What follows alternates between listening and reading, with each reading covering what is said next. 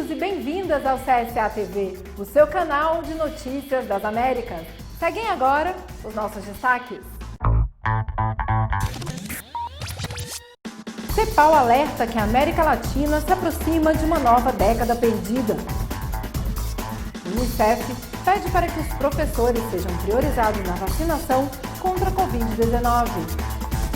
No Brasil, o STF exigiu do governo Bolsonaro a apresentação do plano de vacinação contra o coronavírus. Segundo a OIT, os imigrantes recebem, em média, 13% a menos do que os cidadãos de seus países de destino.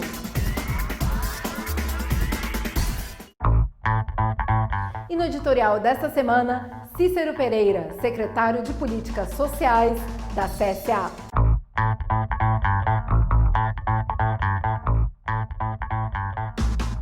Em 2020 foi um ano muito difícil e complexo para toda a população, em particular para toda a classe trabalhadora, que teve que continuar trabalhando apesar da emergência sanitária.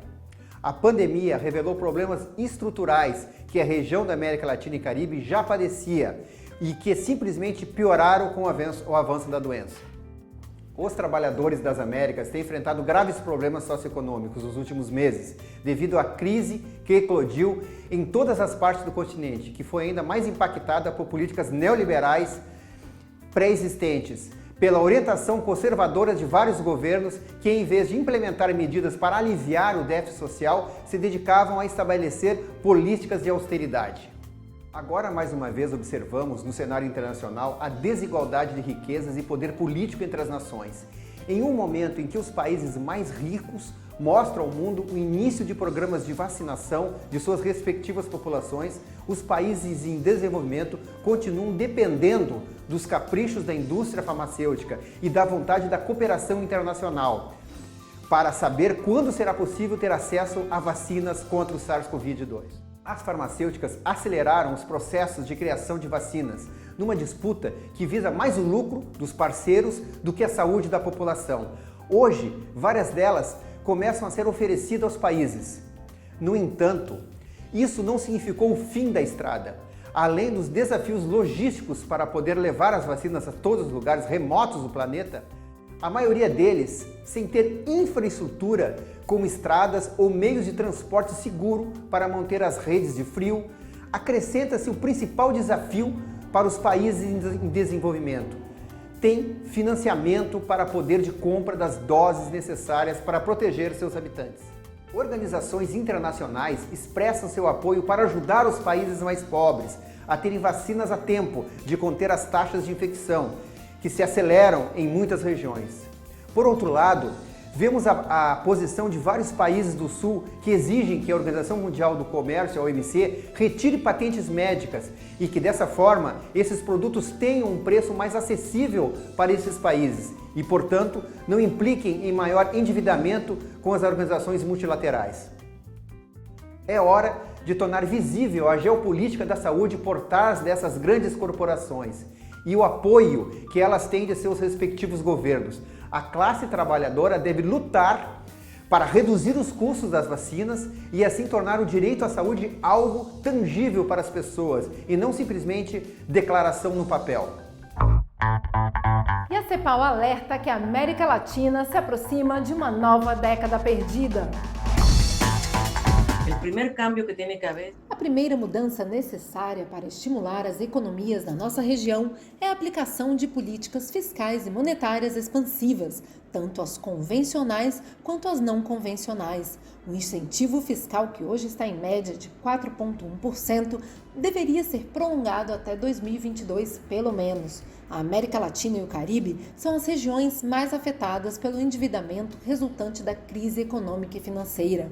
A cooperação e a solidariedade internacional passam por disponibilizar crédito com juros baixos e sem estabelecer condições aos países.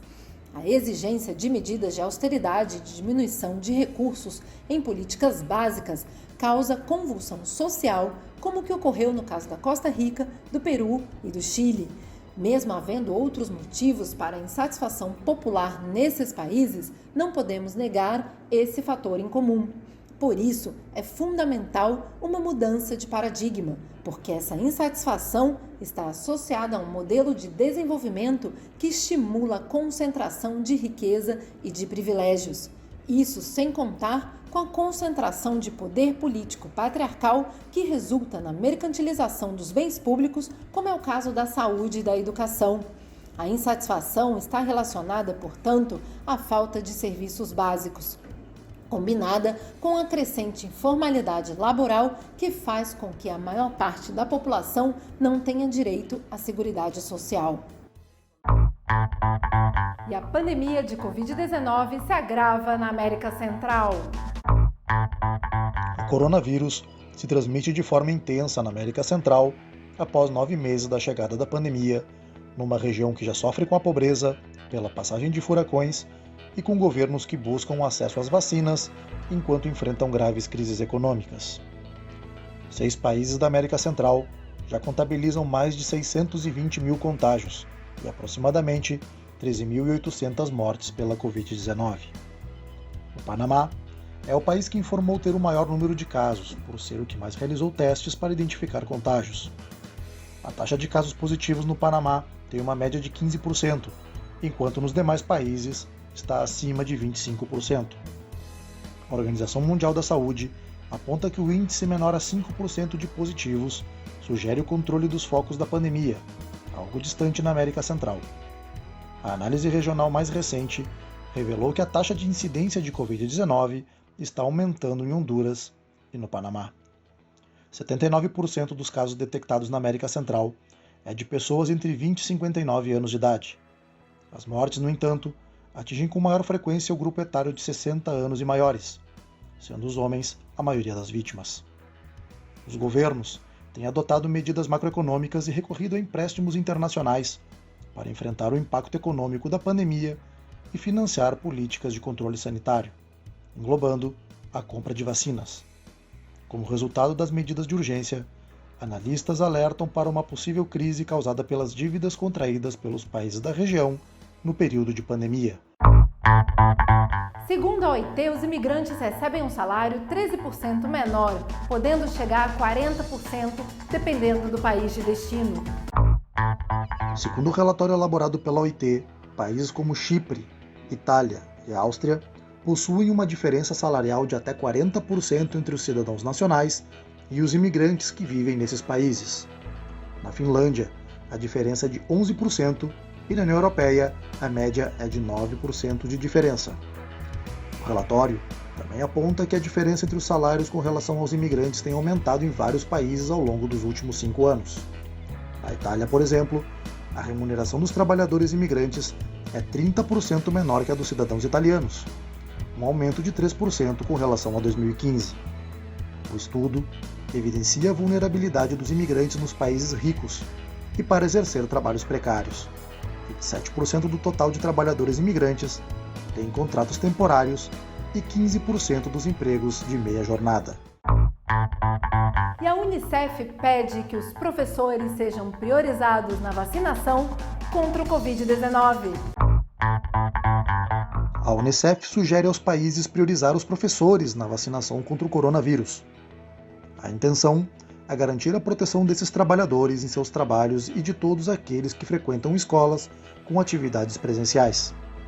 Em comunicado, a agência da ONU solicita que os profissionais da educação sejam vacinados logo após os trabalhadores da saúde e a população de risco. Segundo Henrietta Fore, representante da Unicef, a pandemia de Covid-19 causou forte impacto na educação infantil e vacinar os professores é um passo fundamental.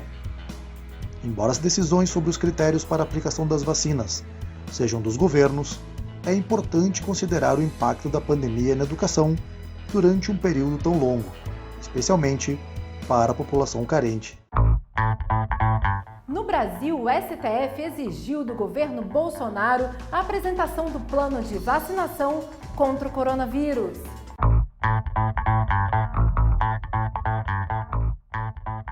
Jair Bolsonaro enfrenta críticas pela demora para apresentar um plano nacional de vacinação contra o Covid-19. O Brasil é o segundo país em número de mortos pela pandemia, e publicou um plano sem mencionar quando teria início a vacinação e de que forma será alcançado o objetivo de imunizar 70% da população do país. Uma nova onda de críticas surgiu quando Bolsonaro negou as recomendações de especialistas para conter a pandemia e quando declarou que não tem a intenção de se vacinar. Nesta semana, o STF exigiu a apresentação do plano, que prevê vacinar cerca de 14 milhões de pessoas na primeira fase, começando com a população de risco, trabalhadores da saúde, idosos e indígenas. E o continente com a maior biodiversidade do mundo é o mais atingido pela omissão dos governos.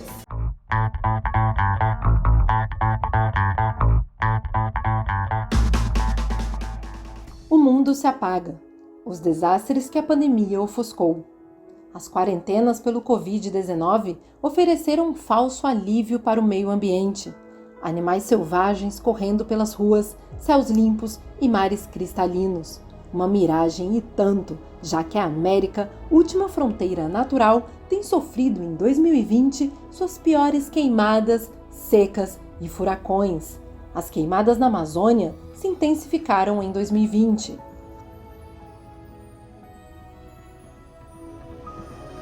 Nós continuamos numa rota de aumentar as emissões de gases de efeito estufa, aumentar o desmatamento na Amazônia e estamos observando a consequência desses aumentos com o aumento da frequência de eventos climáticos extremos que se tornaram muito claro ao longo deste ano. De acordo com o INPE do Brasil, foi registrado um aumento de 10% em relação a 2019. As queimadas na floresta amazônica são provocadas pelos seres humanos. Os especialistas concordam que os recursos naturais estão se esgotando.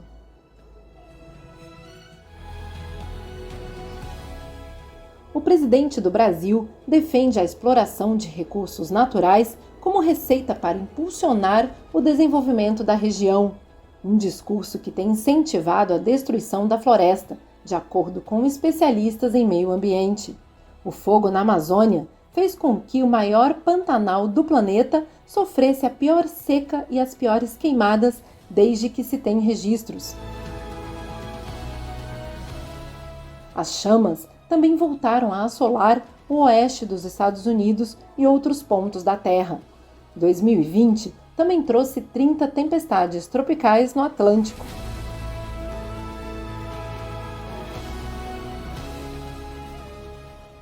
Dela, 13 foram furacões, 6 deles de categoria alta, afetando de forma catastrófica a América Central.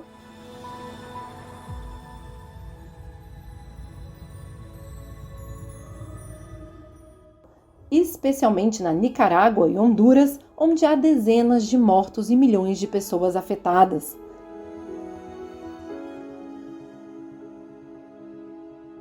Também em 2020, foram registradas temperaturas recordes nos polos.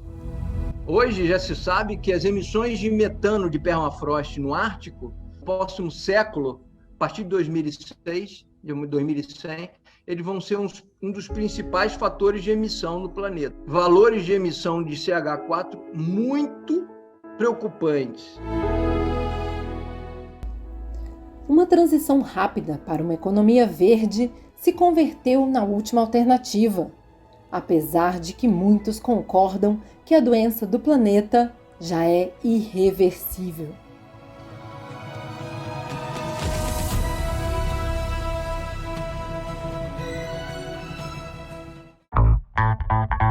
E a Confederação Sindical das Américas realizou o webinar sobre a situação dos direitos trabalhistas na região andina no contexto da Covid-19.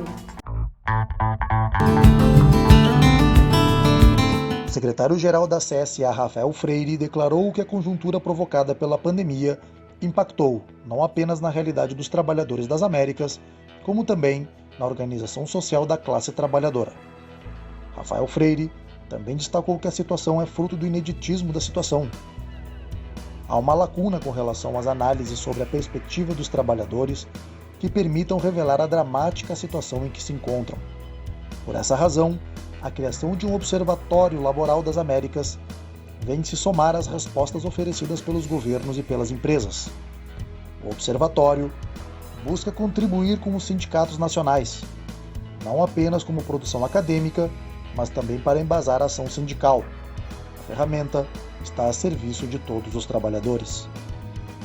Nos próximos meses, os informes, estudos por país e outros produtos do Observatório estarão acessíveis na página web da CSA.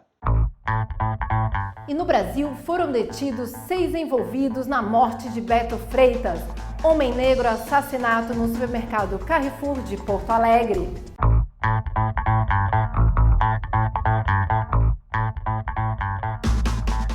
A Polícia Civil do Rio Grande do Sul declarou ter indícios suficientes para finalizar o inquérito e remetê-lo ao Ministério Público para denunciar a 2 seguranças do supermercado Carrefour pela morte de Beto Freitas, juntamente com 4 pessoas que se omitiram diante do crime. As testemunhas ressaltaram a indiferença de funcionários vinculados ao supermercado e à empresa de segurança Vector, diante da violência sofrida pela vítima, declarou a Polícia Civil em comunicado sobre o episódio. Uma das suspeitas indiciadas é uma supervisora do Carrefour, que tentou impedir que uma testemunha filmasse a cena. As imagens foram essenciais para a denúncia do crime pelas redes sociais. O vídeo registrou o pedido de socorro de Beto enquanto era agredido pelos seguranças. O assassinato ocorreu na véspera do Dia Nacional da Consciência Negra no Brasil e gerou uma onda de manifestações pelo país. Muitos deles em sedes do supermercado Carrefour. E os sindicatos participaram das mobilizações antirracistas em diversas cidades do Brasil. E o Colégio Eleitoral dos Estados Unidos confirmou a vitória de Joe Biden. Essas e outras notícias no próximo bloco. O Colégio Eleitoral dos Estados Unidos confirmou a vitória de Joe Biden. O presidente eleito fez um discurso ressaltando o triunfo da democracia e convocando o povo a se unir pelo futuro do país. Na Argentina, a Câmara de Deputados aprovou o projeto de lei para regular o aborto. Reivindicar o direito das mulheres a ser dueñas da decisão sobre seu próprio corpo, sobre a maternidade, sobre o momento, sobre a circunstância, é terminar com uma história que tem que ver com o patriarcado.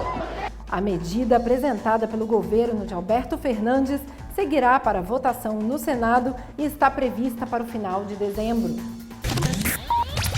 Em cerimônia virtual, o presidente uruguaio Luiz Lacalle Pou passou a presidência do Mercosul para o argentino Alberto Fernandes. No bloco regional, as presidências são exercidas de forma rotativa pelo prazo de 6 meses, seguindo a ordem alfabética. Muchas gracias.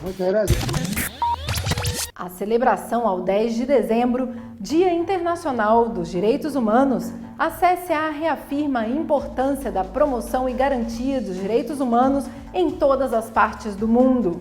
A data alusiva à adoção da Declaração Universal dos Direitos Humanos pela ONU em 1948 promove os princípios da dignidade humana, assim como os da liberdade, igualdade e fraternidade entre os povos.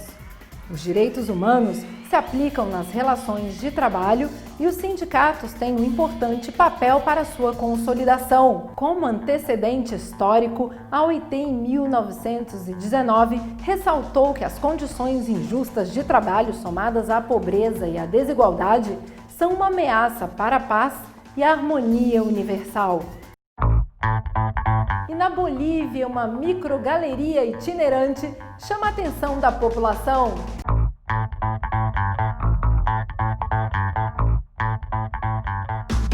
As pessoas que utilizam diariamente o transporte público na Bolívia podem apreciar exposições fotográficas durante o trajeto. A microgaleria instalada em um ônibus de transporte de passageiros é uma iniciativa do coletivo Foto Espaço Bolívia e do dono do veículo, o boliviano Luiz Aguilar. Luiz é filiado ao Sindicato do Transporte San Cristóbal, que percorre diversas rotas em bairros populares de cidades vizinhas de La Paz e El Alto. A ideia do projeto é fazer com que a arte se aproxime das pessoas. Maurício Aguilar, diretor do Foto Espaço Bolívia, ressalta que a arte deve chegar às pessoas e não ficar restrita às galerias tradicionais. A arte pode estar em movimento e chegar às pessoas que em toda a sua vida nunca puderam ir a uma exposição. A ideia é que a arte possa atingir o maior número de pessoas possível. O veículo escolhido para a missão de levar a arte ao público foi o Super Menecito, um Dodge de 1978 que circula há 42 anos pelas ruas de La Paz. A iniciativa surgiu quando o coletivo de fotógrafos contratou os serviços de transporte de Luiz para um passeio turístico. Foi quando surgiu a ideia de expor no próprio veículo as imagens registradas dentro dele. O espaço está aberto a qualquer fotógrafo que queira mostrar a sua obra e as exposições têm a duração de um mês, explicou o diretor Maurício. A exposição, inaugurada há alguns dias, por exemplo, é dedicada à fauna da Bolívia, com imagens da bióloga e fotógrafa Gabriela Villanueva. O motorista Luiz transporta diariamente entre 150 e 200 pessoas, motivo pelo qual os gestores da iniciativa calculam que a microgaleria de fotos tenha maior público do que uma exposição convencional. E a cidade chinesa de Jiwu é responsável por 60% da fabricação de toda a decoração de Natal usada no mundo.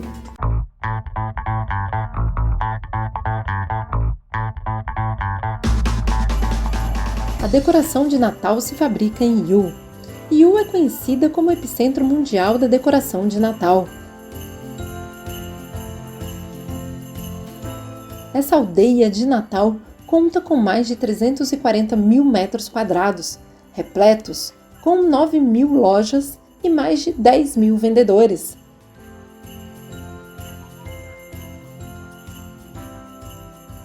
60% das decorações de Natal no mundo são fabricadas em alguma das 600 fábricas da cidade de Yiwu, na China.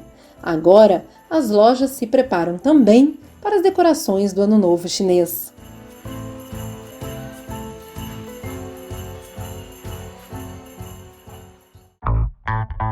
No México, a tradição popular é adaptada em um ano marcado pela pandemia.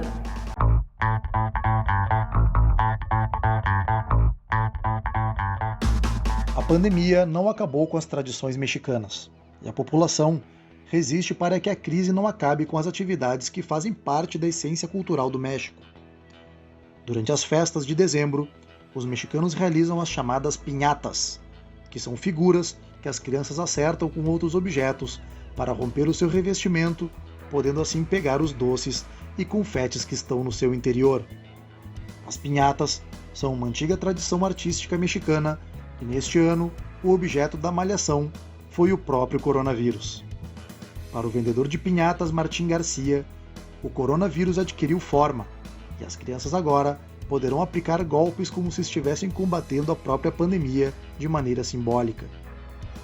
Basicamente, as pessoas a pedem para poder quebrá-la e assim conseguir se vingar da Covid.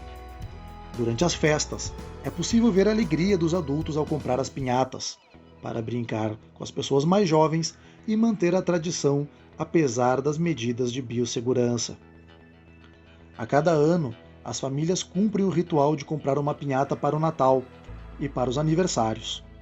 O aumento de preços tem feito com que as pessoas procurem uma piñata menor. A cultura segue mantida, mesmo com essa situação. As menores piñatas custam em torno de R$ 25,00, enquanto as gigantes podem custar até R$ 200. As famílias se esforçam para compensar o gasto nas festas, com a alegria de se vingar das frustrações acumuladas durante o ano de 2020. Sou Carol Coelho, da sede continental da CSA em Montevidéu, no Uruguai. Muito obrigada por nos acompanhar.